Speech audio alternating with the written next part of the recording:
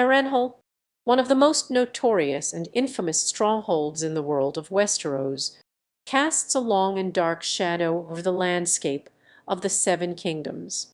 Known for its blood-soaked history of torture and betrayal, this foreboding fortress has long been a place of whispered terror among the population. The castle's very foundations seem to exude a malevolent energy, as if the dark deeds that have taken place within its walls over the centuries have seeped into the stone itself, leaving an indelible stain on the fabric of Westeros.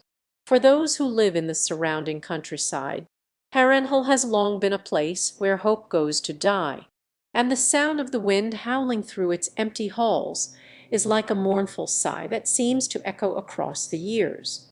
But as we delve deeper into the world of House of the Dragon, we begin to unravel the tangled threads of Harrenhal's dark past.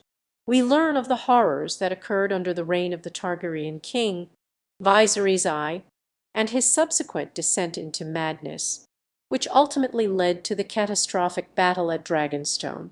The castle's cursed legacy lives on, and its secrets continue to hold sway over the characters of the show, drawing them inexorably into its dark orbit. The masterful storytellers behind House of the Dragon have woven a complex tapestry of intrigue, betrayal, and violence, all centered around the bleak and foreboding presence of Harrenhal. As the story unfolds, we begin to realize that the castle's dark history is not just a relic of the past, but a living, breathing force that continues to shape the present, and threatens to destroy the very foundations of the Seven Kingdoms themselves. Harren's grandiosity knew no bounds, and his obsession with power and control led him to create a fortress that was as much a tool of torture as it was a seat of government. Prisoners were subjected to unimaginable suffering at Harrenhal, their screams echoing off the stone walls as they faced the merciless whims of Harren's brutal regime.